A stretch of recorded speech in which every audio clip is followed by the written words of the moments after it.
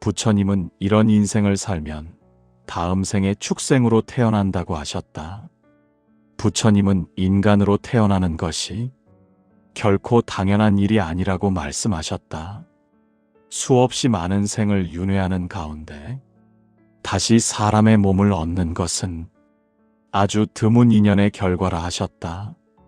장하함경과 아함경 계열의 가르침에서 부처님은 분명히 말씀하신다. 사람은 살아있는 동안의 마음과 행위에 따라 다음 생의 모습을 스스로 결정한다고. 누가 벌을 내리는 것도 아니고 누가 상을 주는 것도 아니며 오직 자신이 지어온 업이 다음 생의 그릇을 만든다고 하셨다. 그 중에서도 부처님께서 가장 경계하신 삶이 있다. 그 삶을 반복해서 살아가면 다음 생에 사람의 몸을 벗어나 축생의 세계로 떨어질 수 있다고 경고하셨다. 여기서 말하는 축생은 단순히 짐승으로 태어난다는 의미만은 아니다. 욕망에 끌려 살고 분별 없이 반응하며 괴로움을 이해하지 못한 채 본능에 이끌려 사는 존재의 상태를 뜻했다. 부처님은 몸이 인간이라 해도 마음이 축생의 상태에 머무르면 이미 그 삶은 축생의 길 위에 있다고 하셨다. 그리고 그 상태가 굳어지면 죽음 이후에도 그 흐름을 그대로 이어받는다고 하셨다. 반야심경에서 말하듯 집착은 곧 어둠이다. 무엇을 붙잡고 무엇을 미워하며 무엇을 탐하는지에 따라 마음의 밝고 어두움이 갈린다. 축생의 삶으로 이어지는 업은 이 어두운 마음이 오래도록 굳어진 결과였다. 부처님은 사람의 겉모습이나 신분으로 다음 생이 정해지지 않는다고 하셨다. 부유함도, 가난함도, 지식도, 무지는 결정적인 기준이 아니다. 오직 마음의 방향이 중요했다. 이 마음이 욕망을 따르는가, 분노에 잠기는가, 어리석음에 머무는가, 이 세 가지가 반복되면 그 삶은 점점 사람의 길에서 멀어진다고 하셨다. 금강경에서는 형상에 집착하는 자는 진리를 보지 못한다고 말한다. 눈에 보이는 것, 당장의 이익, 즉각적인 쾌락에만 반응하는 삶은 점점 깊은 지혜를 잃게 만든다. 부처님은 지혜가 사라진 삶은 다음 생에서도 지혜를 담을 그릇을 잃는다고 하셨다. 이것이 축생으로 태어나는 근본 원인이라 설명하셨다. 축생의 세계는 선악을 분별하지 못하고 앞뒤를 헤아리지 못하며 지금의 욕구에 끌려 살아가는 세계다. 부처님은 이 세계가 지옥보다 무섭다고 하셨다. 고통을 고통으로 알지 못하기 때문이다. 화엄경에서는 모든 세계는 마음이 만든다고 말한다. 마음이 거칠면 태어날 세계도 거칠고 마음이 둔하면 태어날 세계도 어둡다. 지금 이 생에서 자기 마음을 돌보지 않고 업을 가볍게 여기며 탐욕과 분노와 어리석음을 방치한다면 그 삶은 다음 생을 준비하지 못한 삶이라 하셨다. 부처님은 축생으로 태어나는 것은 벌이 아니라 결과라고 하셨다. 스스로 선택한 마음의 방향이 그대로 이어진 것뿐이라 하셨다. 부처님께서 축생의 업으로 이어진다고 가장 먼저 경계하신 삶의 태도는 탐욕을 삶의 중심에 두고 사는 마음이다. 탐욕은 단순히 많이 가지려는 마음만을 뜻하지 않았다. 부처님께서 말씀하신 탐욕은 멈출 줄 모르는 마음, 만족을 모르는 마음, 이미 가진 것 위에 또다시 얹으려는 마음이다. 중하함경과 자바함경에서 부처님은 분명히 말씀하신다. 탐욕에 사로잡힌 마음은 지혜가 자랄 틈을 잃고 지혜가 사라진 삶은 본능의 흐름으로 되돌아간다고. 부처님께서 보신 축생의 삶은 바로 이 본능의 삶이다. 먹을 것을 보면 덮치고 잃을까 두려워 움켜쥐며 당장의 쾌락에 따라 움직이는 삶. 이런 삶이 반복되면 사람의 몸을 지니고 있어도 이미 축생의 마음에 가까워진다고 하셨다. 부처님은 탐욕은 끝이 없다고 하셨다. 하나를 얻으면 둘을 원하고 둘을 얻으면 셋을 원한다. 이 과정에서 마음은 점점 거칠어지고 타인의 고통을 살필 여유를 잃는다. 법화경에서는 자기만을 위하는 마음은 스스로를 가장 좁은 세계에 가둔다고 말한다. 탐욕이 깊어질수록 사람은 더 많은 것을 가지는 듯 보이지만 실제로는 더 작은 세계에 머무르게 된다. 부처님은 이렇게 좁아진 마음의 세계는 죽음 이후에도 넓어지지 않는다고 하셨다. 마음의 그릇이 작아진 상태로 생을 마치면 그 그릇에 맞는 세계로 태어난다는 것이다. 이것이 축생으로 이어지는 업의 한 모습이다. 반야심경에서 말하는 공의 가르침은 비어있음이 아니라 붙잡을 것이 없다는 사실을 보는 지혜다. 그러나 탐욕의 삶을 사는 사람은 이 지혜를 끝내 만나지 못한다. 붙잡는 것이 삶의 전부가 되었기 때문이다. 부처님은 붙잡는 마음은 잃을까 두려워하는 마음을 낳고 두려움은 분노를 낳으며 분노는 다시 더 큰 탐욕을 낳는다고 하셨다. 이 순환이 끊어지지 않으면 업은 점점 무거워진다. 화엄경에서는 모든 존재가 서로 의지하여 살아간다고 말한다. 그러나 탐욕에 사로잡힌 삶은 이 의지의 관계를 끊고 세상을 먹이로만 바라보게 만든다. 부처님은 세상을 먹이로 보는 시선이 바로 축생의 시선이라 하셨다. 유마경에서는 지혜로운 이는 가진 것이 적어도 마음이 넉넉하고 어리석은 이는 가진 것이 많아도 마음이 늘 부족하다고 한다.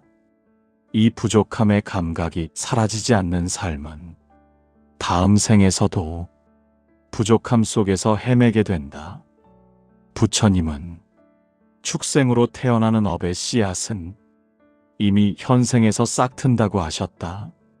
늘 더 원하고 늘 불만족하며 멈추지 못하는 마음. 이 마음이 바로 그 씨앗이다.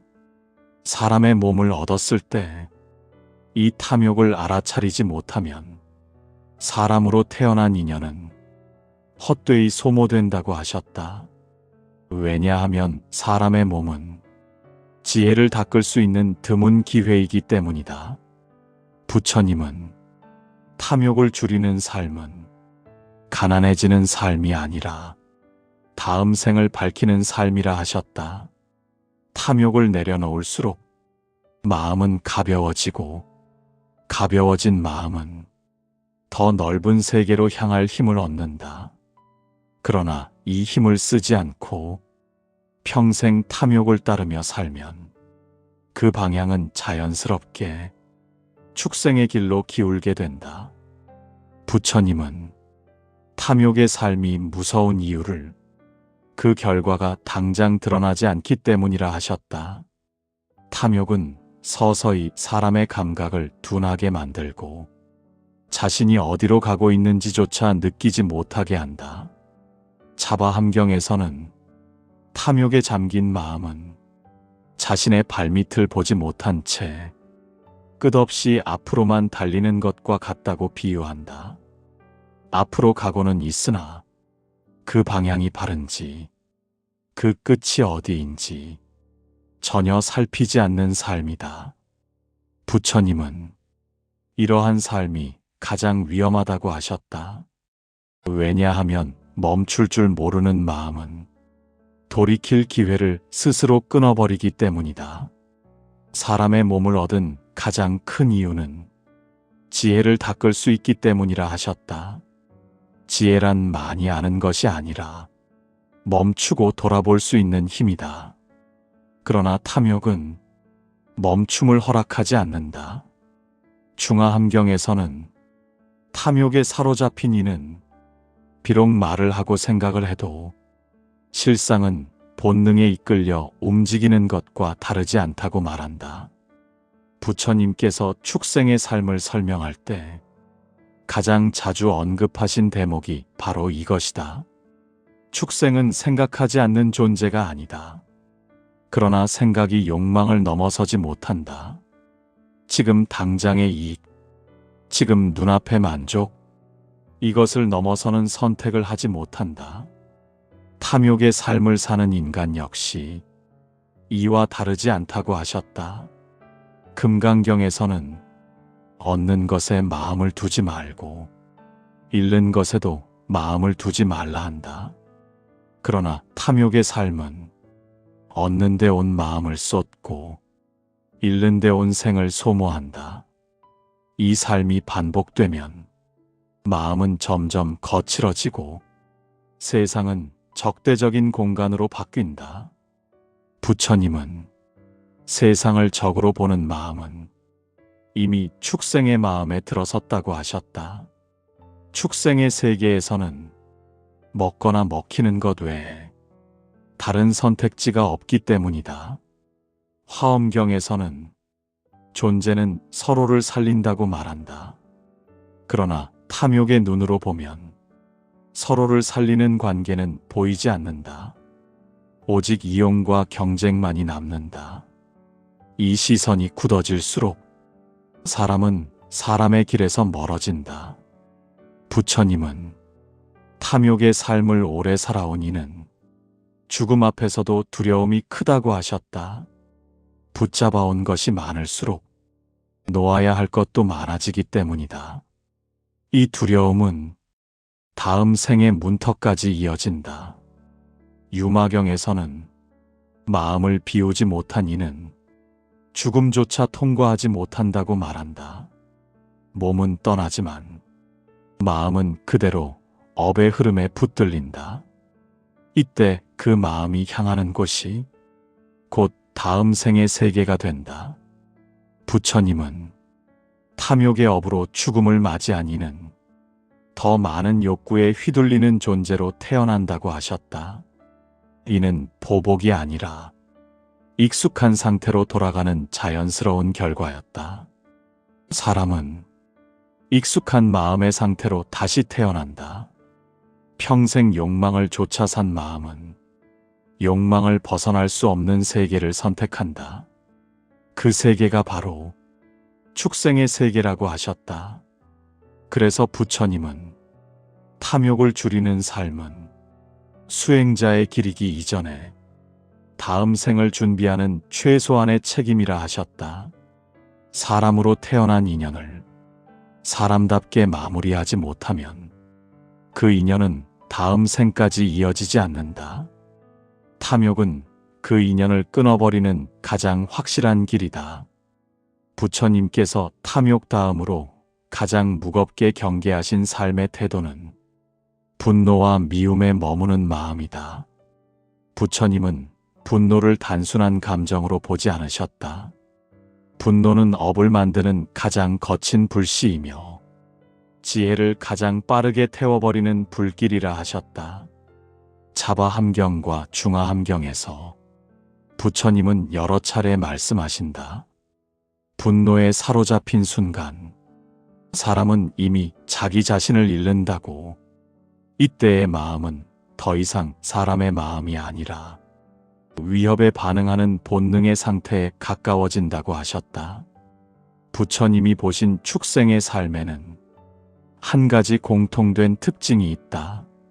위협을 느끼면 곧바로 공격하거나 도망치는 반응. 그 사이에 성찰도 자비도 이해도 끼어들 틈이 없다. 하셨다.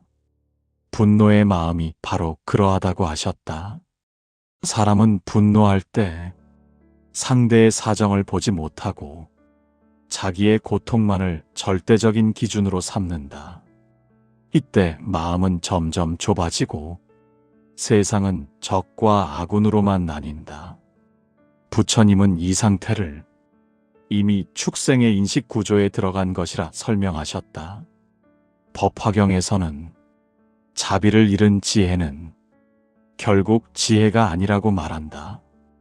분노 속에서 나오는 판단은 아무리 논리적으로 보일지라도 그 뿌리가 어둡기 때문에 업을 밝히지 못한다. 부처님은 분노가 반복되면 그 사람의 얼굴과 말과 행동이 점점 거칠어진다고 하셨다. 이 거침은 다른 사람을 향하는 것 같지만 사실은 자기 마음을 먼저 상처낸다. 유마경에서는 분노는 불에 손을 집어넣는 것과 같다고 비유한다. 상대를 태우기 전에 먼저 자기 손이 탄다. 그러나 분노에 익숙해진 사람은 이 고통마저 느끼지 못하게 된다. 이 무감각이 바로 축생의 세계로 이어지는 중요한 징후라 하셨다. 고통을 고통으로 알지 못하는 상태, 이해하지 못하고 되돌아보지 못하는 상태. 부처님은 이 상태를 어리석음의 완성이라고까지 표현하셨다. 반야심경에서는 무명이 괴로움의 뿌리라고 말한다. 분노는 이 무명을 가장 빠르게 키운다. 왜 화가 나는지, 왜 미워하는지 이 물음을 던지지 않는 순간 사람은 자기 마음을 잃는다. 부처님은 분노를 정당화하는 삶을 특히 경계하셨다. 나는 억울했기 때문이다. 나는 피해자이기 때문이다. 나는 옳기 때문이다. 이러한 생각이 쌓이면 분노는 점점 굳어져 성품이 된다. 화엄경에서는 마음이 세계를 만든다고 한다. 분노의 마음으로 세상을 바라보면 그 세상은 끝없이 싸움의 장이 된다. 이 세계에 오래 머문 마음은 다음 생에서도 그에 걸맞은 세계를 만나게 된다. 부처님은 분노의 업으로 이어지는 다음 생은 늘 경계하고 늘 긴장하며 늘 위협 속에 사는 존재의 삶이라 하셨다. 이것이 축생의 세계와 닮아 있다고 하셨다. 축생은 자기를 보호하기 위해 끊임없이 주변을 살핀다. 쉴 틈이 없다. 분노의 마음으로 살아온 인간 역시 마음이 쉬지 못한다. 부처님은 마음이 쉬지 못한 채 죽음을 맞이하면 그 쉼없는 상태가 그대로 이어진다고 하셨다. 이것이 업의 연속성이다. 사람으로 태어난 인연은 분노를 알아차리고 놓아볼 수 있는 기회를 준다. 그러나 그 기회를 쓰지 않으면 그 인연은 다음 생으로 이어지지 않는다. 부처님은 분노를 내려놓는 것은 상대를 용서하는 일이 아니라 자기 업을 끊는 일이라 하셨다. 이것을 모르면 평생 분노를 쥐고 살다가 그 분노와 함께 다음 생으로 떠나게 된다. 부처님은 분노의 삶이 위험한 이유를 그 불길이 쉽게 꺼지지 않기 때문이라 하셨다. 탐욕은 어느 순간 지치기도 하지만 분노는 기억과 결합하면 오래도록 마음속에 남아 업으로 굳어진다. 차바함경에서는 원한을 품은 마음은 밤낮 없이 자기 자신을 태운다고 말한다. 그 불은 겉으로 드러나지 않아도 마음의 바닥을 서서히 태워 자비와 이해가 자랄 자리를 없앤다.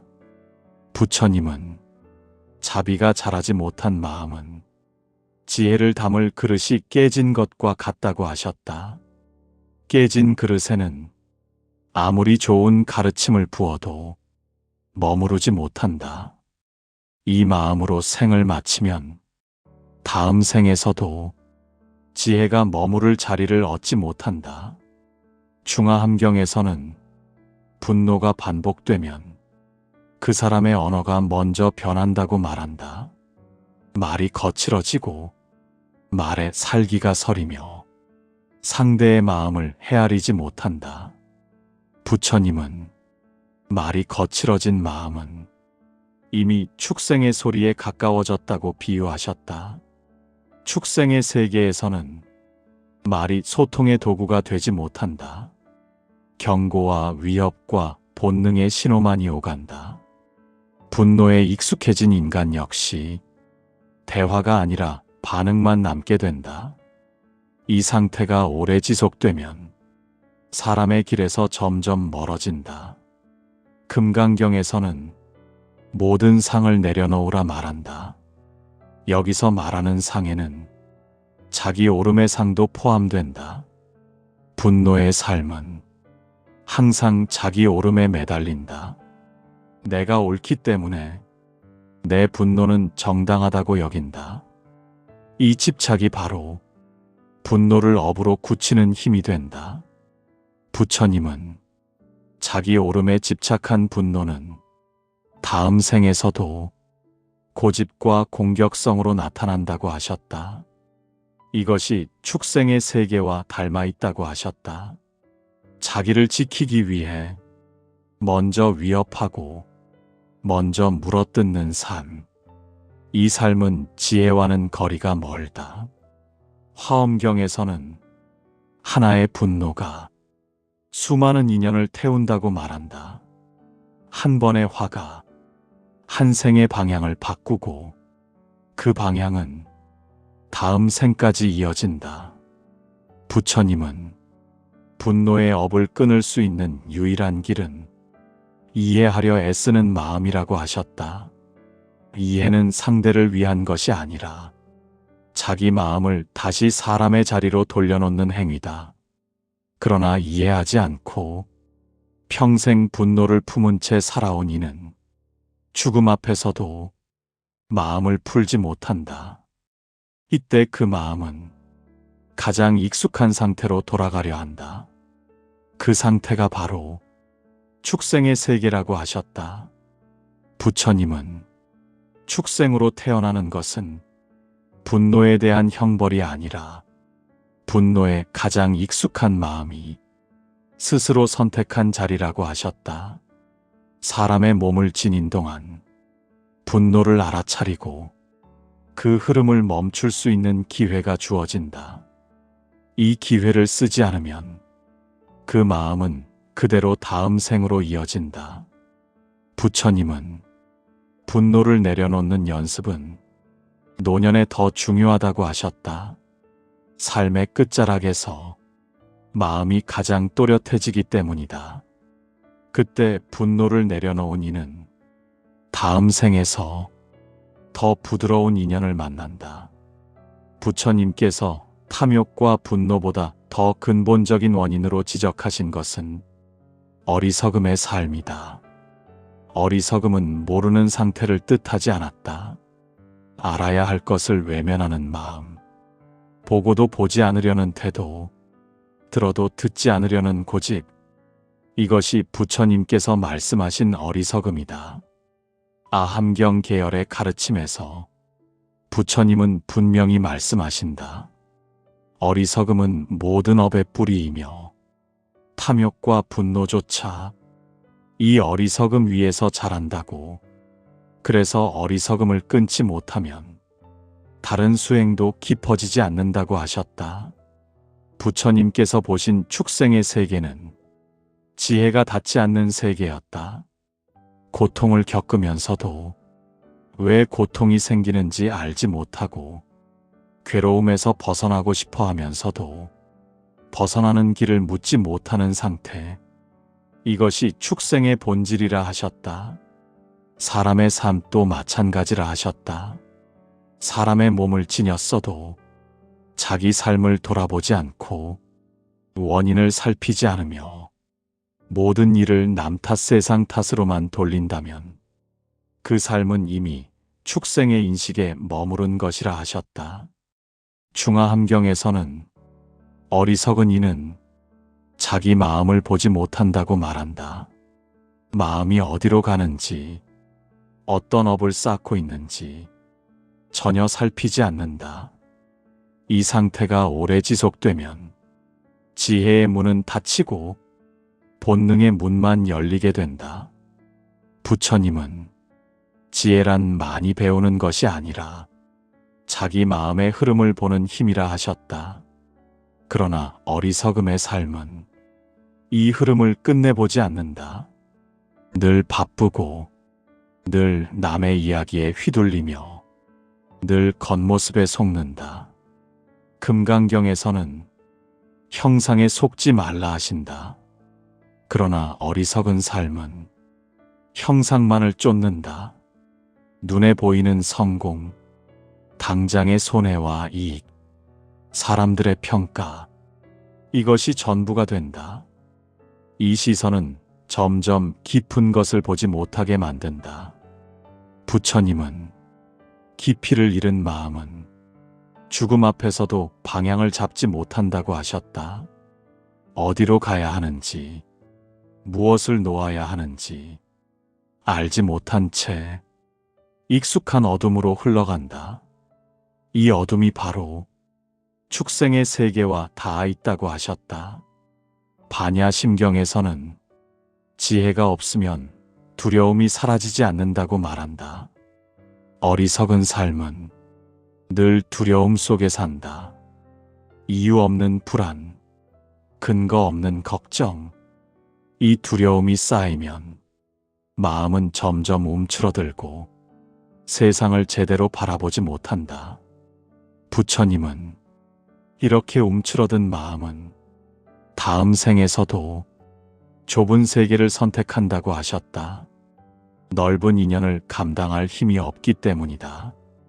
이것이 축생의 세계로 이어지는 가장 깊은 업의 흐름이다. 화엄경에서는 하나의 지혜가 온 세계를 밝힌다고 말한다. 그러나 어리석음의 삶은 이 한 점의 등불조차 켜지 않는다. 어둠 속이 익숙해지면 밝음을 두려워하게 된다. 부처님은 지혜를 두려워하는 마음이 바로 축생의 마음이라 하셨다. 유마경에서는 병든 몸보다 병든 마음이 더 깊다고 말한다. 어리석음은 자기 마음이 병들어 있다는 사실조차 알지 못하게 만든다. 이 무지가 이어지면 치유의 기회도 사라진다. 부처님은 사람으로 태어난 가장 큰 이유는 지혜를 닦을 수 있기 때문이라 하셨다.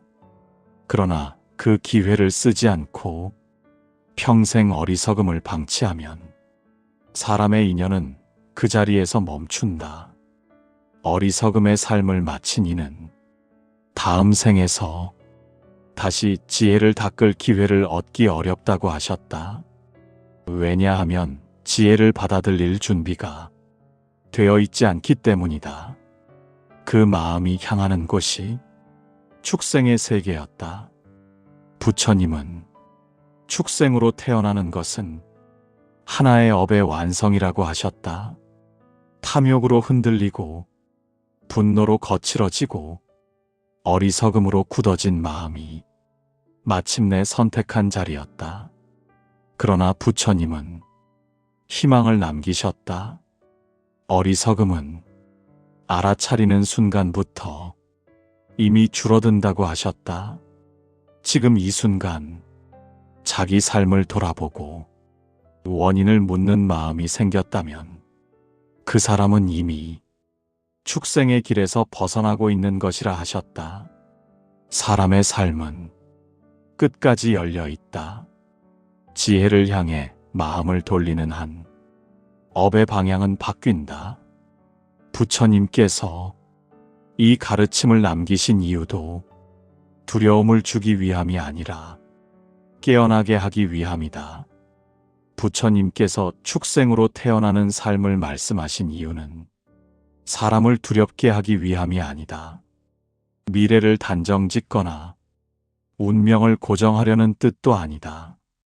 지금 이 삶이 얼마나 귀한 기회인지를 깨닫게 하기 위함이다. 사람의 몸을 얻는다는 것은 단지 숨 쉬고 생각할 수 있다는 의미가 아니다. 자기 마음을 돌아볼 수 있고 업의 흐름을 바꿀 수 있으며 다음 생의 방향까지 스스로 선택할 수 있다는 뜻이다. 부처님은 탐욕과 분노와 어리석음이 사람을 짐승으로 끌어내리는 것이 아니라 그 마음에 오래 머문 삶이 스스로 그 세계를 선택하게 만든다고 하셨다. 벌도 심판도 없다. 오직 익숙해진 마음의 방향만 있을 뿐이다. 그래서 부처님은 지금 이 순간의 마음을 보라고 하셨다. 무엇을 붙잡고 있는지, 무엇을 미워하고 있는지, 무엇을 외면하고 있는지, 이 세 가지를 알아차리는 순간 업은 이미 변하기 시작한다고 하셨다. 사람으로 태어난 인연은 끝까지 쓰지 않으면 사라진다. 그러나 지금이라도 지혜를 향해 마음을 돌린다면 그 인연은 다시 살아난다. 부처님은 깨어있는 마음 하나가 수많은 생을 밝힌다고 하셨다. 이 가르침을 두려움이 아니라 경계와 자비로 받아들일 때 비로소 사람의 길은 완성된다. 이것이 부처님께서 남기신 가장 깊은 자비의 말씀이다.